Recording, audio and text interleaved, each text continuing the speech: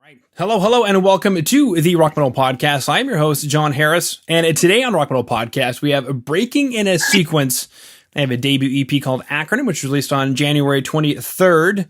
Right now, I'm being joined by David and Rich to share some more information about this release, and I don't know if it's most importantly, but definitely super cool, is a cover of a music video and a song, which is pretty rare. So, David, Rich, welcome to the show.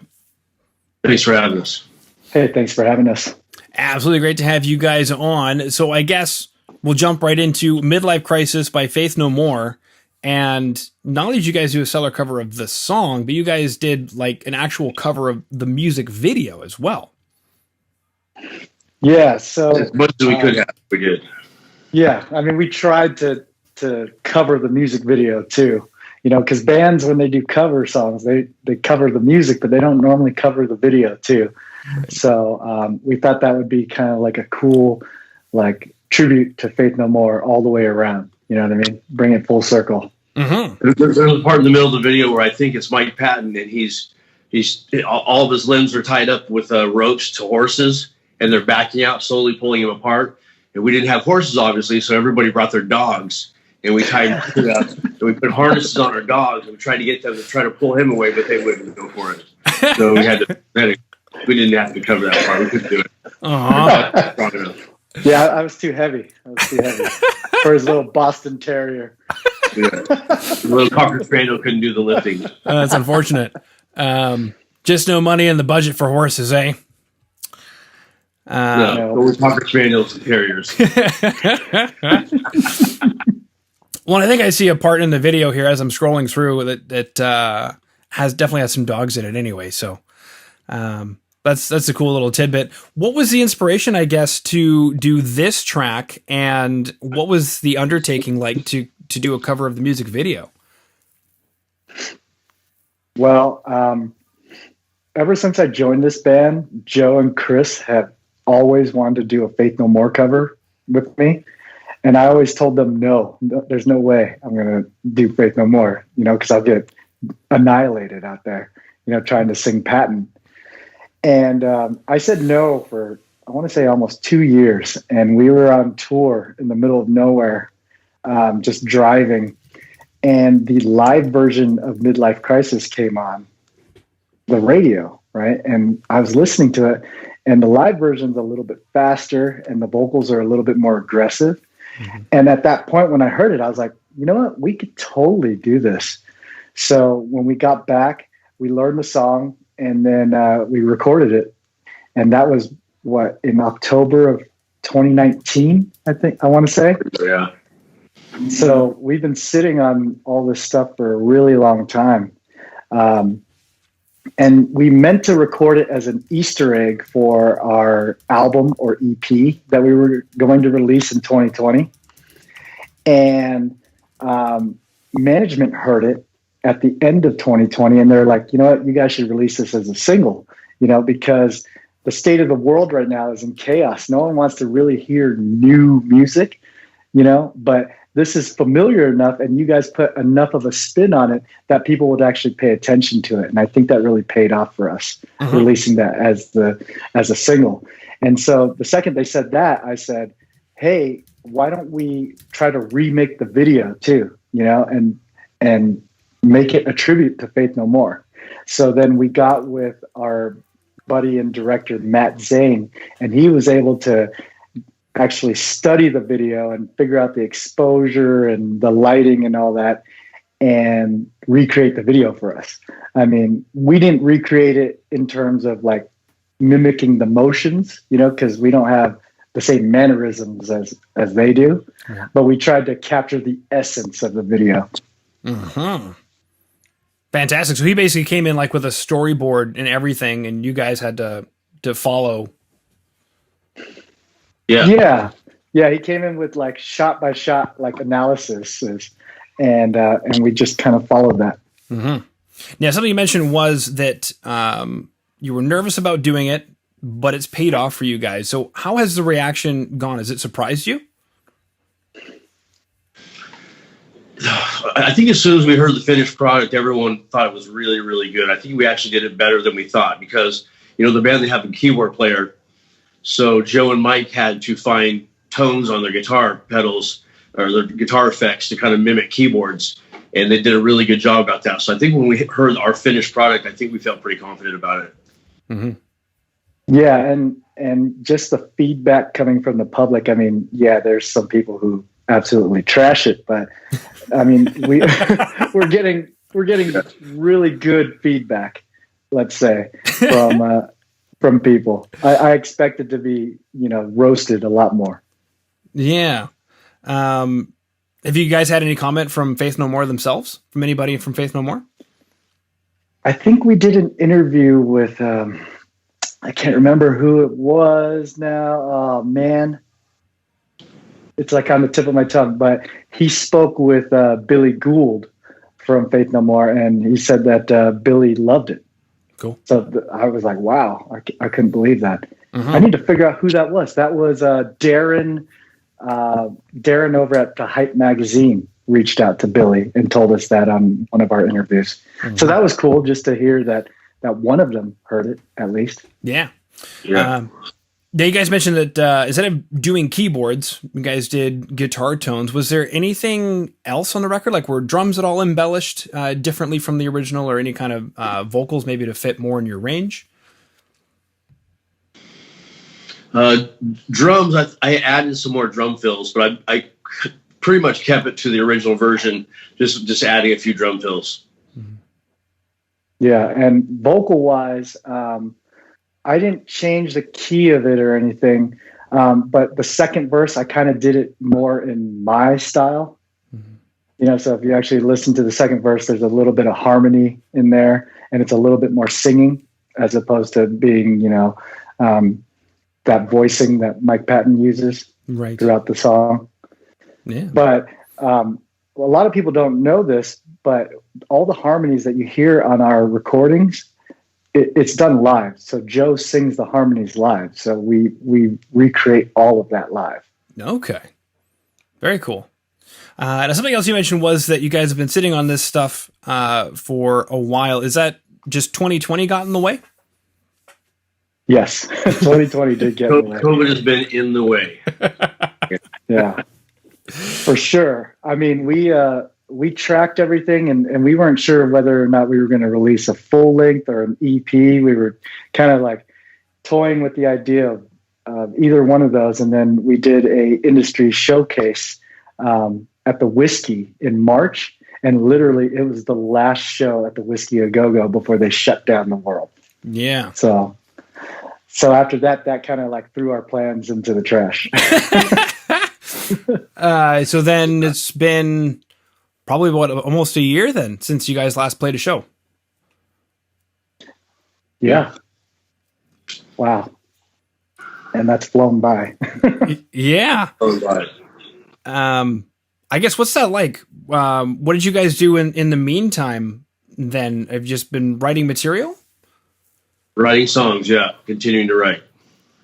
Okay. Yeah, and we try to stay, cautious, of COVID. So we try not to get together as often, especially if someone's feeling a little bit under the weather, because you never know, right? But as much as we possibly can get together and do it safely, we'll get together and write as a unit. Mm-hmm. And something else you mentioned was potential for an album beforehand, but instead we have the EP that's come out. Should we be expecting maybe another EP, an album? Is there, at what length can you guys talk about what's coming up? Well, I think we're toying with the idea of possibly doing a second EP.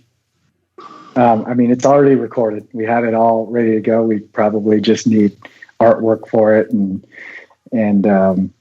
get the track listing order correct. But I mean, it's there and ready to go. And we're writing a lot more material, and hopefully, if we follow up with the second EP, then our new material can roll into maybe an album, hopefully, depending on how the industry looks and the world looks. Depending on how on fire the world still is at that point. Right. Cool. Yeah. And then I saw that you guys did some playthrough videos, try and keep things moving. Have you done any like live streams or anything like that? We've talked about it, but we haven't done anything. It's a possibility. Yeah, so we're setting up for the live stream environment. The hardest thing is to get good sound, right? We don't want to just set up like GoPros and take the sound off of that because it's just going to be garbage. Right. So we have like an in-ear monitoring rig that we're trying to figure out how to just port that stereo sound onto like a Facebook or IG feed. But I think the challenge there is stereo sound, because I think when you do live feeds, you don't get stereo sound. And we pan our guitars hard left and hard right. So we're still toying with that idea. Mm-hmm. Exactly. Well, drums sound good in mono. We know that. Yeah. Well, not if it's panned. You'll be missing tom hits and cymbals and stuff like that. But one thing we did do at the very beginning of the lockdown was we did the lockdown challenge, the Sammy Hagar thing, where you write a song with your band while in quarantine and then just film yourself playing it. No studio, no producers or anything like that. Yeah. And we did that, and we wrote a song called Unsavory and put it out there. And that actually started the third phase of our songwriting. Okay. And it's a little bit more experimental, because we kind of did it a little bit separately, but, we're doing stuff like that to keep ourselves busy. Yeah. Did they send you the tracks from last night? No. No. But I didn't get anything. We got a weird one from last night. Oh, good. Can't wait to hear it. It's weird. Yeah, good though. When you say it's weird, David, take us through that. It sounds like it could be 3 different songs, but it's all in one. And there's actually a part where there's a timing change that completely takes a different direction for I think we do 8 or 12 passes of this weird timing thing. And then we have to do a kind of a break to get out of it and restart the intro riff for it to get it back into the song. So it takes some turns and some weird, unexpected timing changes that you wouldn't really think you wouldn't see coming. Okay. Uh-huh. And how do you approach that when you're working with the drums? How do you approach that? Is it something that you're versed in anyway? Like kind of like more progressive type stuff? Yeah, absolutely. We just try it, and if it works, we just keep working on it. Okay. And, it's all feel based, I think, with us. We go off of feel more than anything. We don't try to be technical. We just whatever feels good and has a good bounce. That's one thing that we measure our new songs against is how much bounce does this have? Yeah. Okay, there's a unique term. Take us through bounce. What is bounce? Bounce is a tempo where we can, in our heads, we can see crowds bouncing to the music. Okay. So we try to write, we call it bounce tempo. Okay. Is there a range? Anywhere from maybe 94 BPMs to maybe 100 BPMs. Okay. I have to go back and listen to all the tunes. I did notice something very, I wasn't going to use the word bounce, but now that you mentioned bounce, it makes sense, where I can groove to the tune. Groove, that's it right there. Yeah. That's David. Groove friendly. That's all David. Groove friendly, beautiful. And when you guys are working on stuff, so David, you guys hammer stuff out and then get Rich involved? It depends on what stage we are. If we're working during the week and we happen to finish a song, we'll send it to Richard for him to work on vocals or rearrange the song or cut parts and then, make the structure of the song good for vocals. But if we're still in the middle of working on it, he comes down on a weekend, then we just go back into working on it with him there in the studio. Okay, cool. So it depends where we are in the writing process. Okay. So you guys... and they generally send me the recording too of practices. That's why David was asking if the guys sent me the recording of last night. Just so I can review it and gather some ideas. And then sometimes I'll just call up Joe or I'll call up Mike or Chris and be like, hey, I think this part should go like this when you transition out of it. And then they'll relay it back to the other guys in the studio, because I don't know if you know, I don't live around them. I actually live 80 miles north from them, so I only come down to practice once a week. Okay. Yeah, I read somewhere there was a global search to find you, and ended up finding somebody in California. So, Yeah. Like, what was it about Rich? diamond in the rough. Diamond in the rough, baby. What was it about Rich that you guys said yes? It was actually a few different things. We sent him some music, and he sent it back, and he had chopped up and rearranged our music. And at first, we were kind of a little taken aback by it, thinking, why is this guy rearranging our music? What is he doing? And then we listened to it a little more, and we thought, well, this actually makes sense. This is a good thing that he's done this. Yeah. And then we realized he had the capability of, chopping and rearranging songs. And then we heard his tone of his voice, and we just thought, this guy is a really good singer. I mean, we actually compared him to Mike Patton when we first heard him. Okay. And so it was a number of things, but everybody in the band feels super lucky that we found Richard. I mean, even though he's 80 miles away, I mean, he brings so much to this band. It's unbelievable. Mm-hmm. Going back, thanks, man. Going back to the rehearsal space, are you guys like mic'd up and plugged into like Pro Tools while you guys are working on ideas? Yes, we have a mixer that we mic everything up, plug into a mixer, and then we plug a computer into the board and record it all on. I don't think it's Pro Tools; it's another program, right? Pro Tools. It's a PreSonus. So we have a PreSonus like live PA board. Okay. That you can just capture the raw, like all the tracks. You can't do like like punching in or anything like that. It's just literally capturing 16 tracks live, and then I take those tracks via like Google Drive, and then I'll import them into my recording software at my house. Okay. To basically mix it and everything. Okay. Did you do the mixing on the EP then as well, or is this just for like demo purposes? Oh no, this is just for demo purposes. Okay. The EP was produced by my good friend Chris Collier. He's worked with a ton of different people, and he knows all the sonics and EQs and all that stuff. I don't try to dabble in that. That's crazy stuff. Beautiful. Now, something else I'm really curious about is the bounce thing. Is that something you guys developed over time?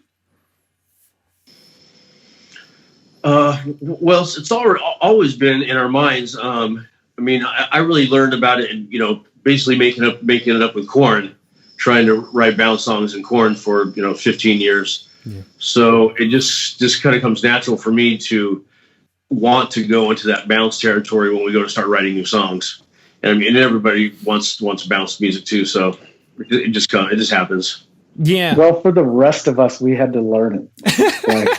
I'm sure at some point David had to learn it. Well, was that something that was always a focus with KORN from the very beginning, or was that something that was developed over time? It was a focus from the beginning. Okay. Yeah, we talked about it and tried to make it happen as much as we could. Okay. Cool. Well, not us, KORN, right? Right. Because we started wanting to be a rock band. Like, we just wanted to be a straight up rock band when we started. And then we wrote Pity, and we got a taste of David playing heavier, and we just kind of started gravitating that way because of David. And we would bring in like guitar riffs and everything where we had a preconceived thought of how the beat should go. Mm-hmm. And then David would start playing on it, and it'd be a completely different beat, and it'd be bouncy. And that's just him. It's the craziest thing to witness. Well, I guess what's that like for you, Rich? For me, it's awesome because I grew up, like idolizing and looking up to David, and now I get to be in a band with him and create music with him. Mm-hmm. But I do see his style, like I see his style, and I see it every day come out in even some of the music that I bring to the plate. Right. You know what I mean? So it's cool to see that type of magic happen, like right in front of my face. Mm-hmm. Yeah. Very cool. Okay. We chatted about Midlife Crisis, the song, the video. We chatted about Pity. Now, interesting, that was the first single off of was that going to be an album, or is it going to be just the EP still at that point? I think at that point we didn't know. We were just trying to release something to release something. Cool. And then there was we were trying to like get out of the shadow of a different project, if you will. Yes. So we wanted to release something that kind of came out and punched people in the face a little bit. And you then have pity on them after you punch them in the face. Yeah. We took pity. Groovy. And we chatted about the EP Acronym. Is there like a theme at all to the EP? Like, was there an intention in packaging those songs together as an EP?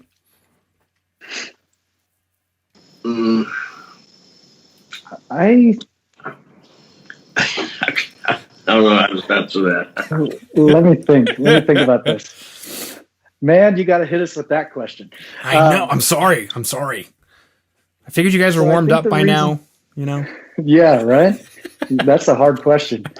I think with the EP, we chose those songs because we had released Pity and Change Your Mind previously as a side A and side B, you know, throwback to the old school cassette singles. Mm-hmm. And then we had dropped Hesitation already. And then we wanted to show people that we could do different styles. So then we released Delusional. Mm-hmm. And then we had released Midlife Crisis. So we're like, you know what? Let's package them all together and do a proper EP release of those. And we'll add an extra song that no one's heard. Yeah. And that would be Anything But Right. Okay. Cool. I'm watching the Unsavory Lockdown Challenge video right now. So I guess maybe take us through that. Oh man. I think it was March. The guys got together and they started to write new material, and they had sent me a 22-minute jam session of just them in the studio. Right. Remember how they send me band practices so I can listen in, and then they locked down everything. So we couldn't have practice. So I took that jam session and I literally went through and I cut it all up into pieces and I turned it into a song. Right. And, I recorded vocals over it. I sent it back to everyone. Everyone learned their parts on their own and went back home and recorded the video portions for it. And then we just released it. We didn't play that song all together in a room live until I want to say June or July of last year. And we released that in April. Yeah. So it was kind of a crazy thing, but it was cool because we had never done anything like that before. So if you hear it, it's raw and it's like experimental at the same time, mm-hmm. you know, but I think it really gave us a glimpse into the new sound that we were going to start writing in. Okay. Yeah. Groovy. Okay. I don't think I have any other questions. Is there anything else that we were supposed to chat about today, boys? You have a nice drum kit. I could say that. I'm trying to count all the cymbals. I think you need another cymbal in there, David. I'll try to find a place for one. Interesting question. After all these years, how come double pedal instead of two kick drums? Just like the tuning of having to tune another kick drum? You know what? Actually, for some reason, a double pedal, it feels better. I've tried two kick drums with two single pedals. Yeah. It doesn't feel right. Okay. Still wearing the Adidas shoes. Cool. You know why he wears those? Is he sponsored? Does he have to? What, the Adidas? Yeah. Tell him why you wear the Adidas when you drum. The sole on the shoes, they're stiff. Yeah. And most tennis shoes they're made today, the soles are like really light and they flex a lot. Yeah. But the Adidas, the Campus that I wear, they have really stiff soles. Yeah. So it makes it easier on the kick drum pedals to play, you know, faster double bass stuff and just play in general because the soles are stiff. Okay. That's why I still play ADIDAS. There's a technical issue there, and I like that you. Yeah. I think I heard some rolling when you talked about double pedal, so that was even better. Now I know. Are you going to go get stiff shoes now? Hold my shoe up. No, there's the studio. I try not to wear those shoes even out of the studio because I don't want to get the soles dirty so they won't slip on the pedals. Okay. Cool. Okay. Well, boys, I believe that is everything. So thank you so much for coming on to the Rock Metal Podcast today. And then I'm speculating that sometime later this year, we'll have an excuse to bring you back on when you release some more material. Absolutely. Awesome. Well, thank you for having us. Yes, thank you.